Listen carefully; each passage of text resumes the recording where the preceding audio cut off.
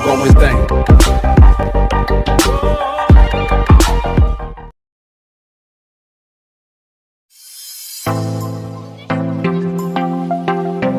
Hello friends, and welcome to another class by Daily English Classroom. In today's class, we are discussing question answers and the activities of the lesson Sower by Victor Mary Hugo. Let's discuss the question answers and activities. Before that, if any of you haven't subscribed to our channel, please do subscribe to our channel for more videos. So let's go to the question answers. First one is, what are the various activities involved in farming? And you know that in farming there are different steps and stages, like plowing. Plowing is the process of making the field ready for sowing. So plowing is the first step. Then you have manuring, which is applying some kind of manure for the better production of the seeds. Then we have the process called sowing, which is actually spreading the seeds everywhere in the field. Then weeding, irrigating, and harvesting. These are the different stages we have for farming. That is plowing, manuring, sowing, weeding, irrigating, and harvesting. Then the second question, where is the speaker sitting? And you all know the answer. The speaker was sitting in a porchway cool. Question number 3, what time of the day is it? The time was late evening, or what we can say twilight. Okay, let's go to the let's revisit section of the poem. First question, but one sower lingers still. Why does the sower linger? What does the use of the word linger suggest about the sower? Why does he linger? Linger means to stay there. So we have seen that this man was staying there even after the working hours because he wants to do the sowing. It is the time he lingers there to sow the seeds. And what does this show? This shows his love of farming and his dedication to his work. Question number 2, why does the speaker feel a thrill on seeing the sower now? Identify the words used by the poet to establish this. Why does he feel a thrill on seeing the sower? He was really impressed on seeing the silhouette of the sower, the outline of the sower, who was dominating the fields, who is very busy doing his work even after the working hours. And which line tells us that the poet was very much interested in this. Looking at him, I feel a thrill is the line that you can quote from the poem, which shows that he becomes interested in this man, which comes in the second stanza, last line, looking on, I feel a thrill.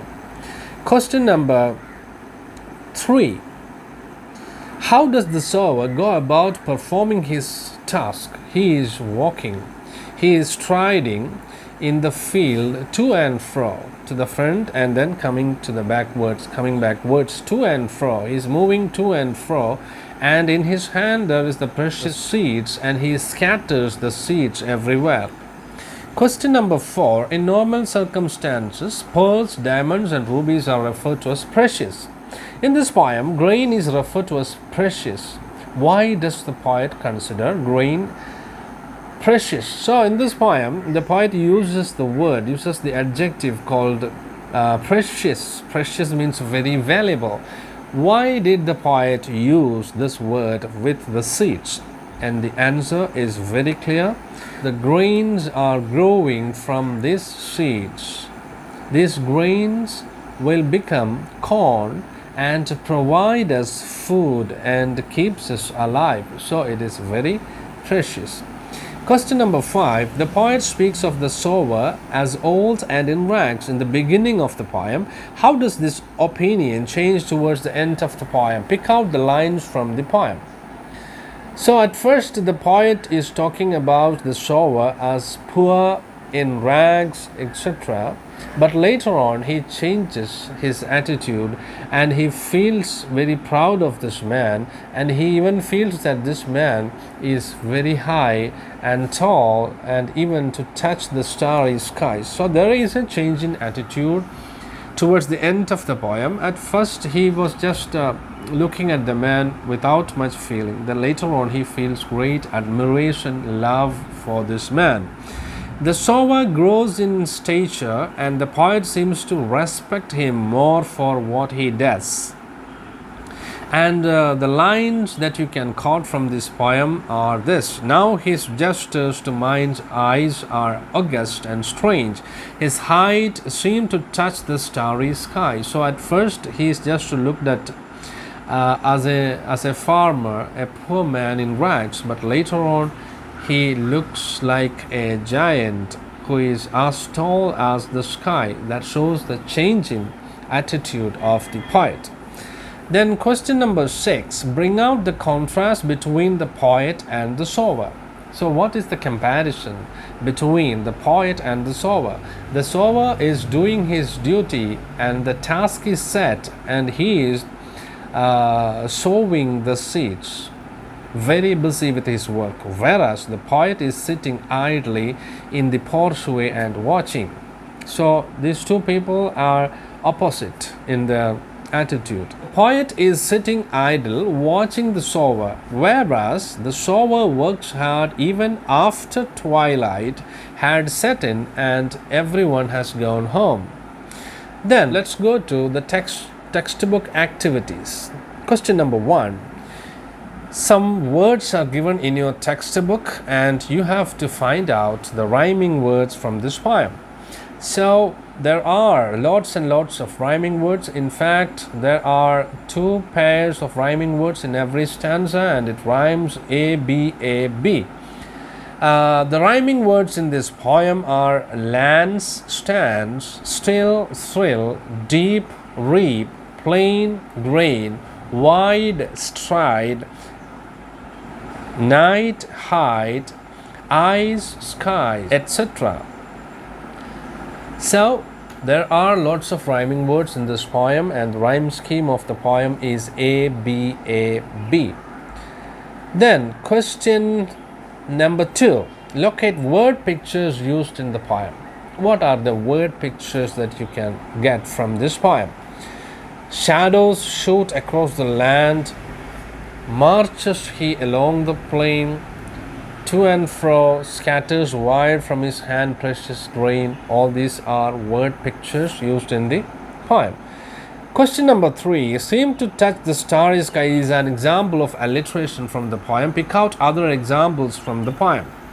So alliteration and assonance are somewhat the same thing. The only difference is that one is a repetition of the consonant sounds, whereas the other one is the repetition of a vowel sound. Assonance is the repetition of vowel sounds, whereas alliteration is the repetition of consonant sounds. Here, the letter S is repeated 3 times. Seems to touch the starry skies. The letter S, the sound S, is repeated 3 times in the same line. So this is an example of alliteration. Now, can you find out some other alliteration from this poem? Of course, this line, shadows shoot across the lands, is another example. Then I feel a thrill is another example. Now question number 4 is to write the rhyme scheme of the first stanza, and you know the rhyme scheme is A, B, A, B. In the first stanza we have the word cool in the first line, then fast, then rule and past. Cool rhymes with rule and fast rhyme with past. So the first one is A, second one is B, third one is again A, and the fourth one is again B. So A, B, A, B is the rhyme scheme of this stanza. Okay, that's all about the activities and question answers of this poem. I hope you understood it. So thanks for watching and have a nice day.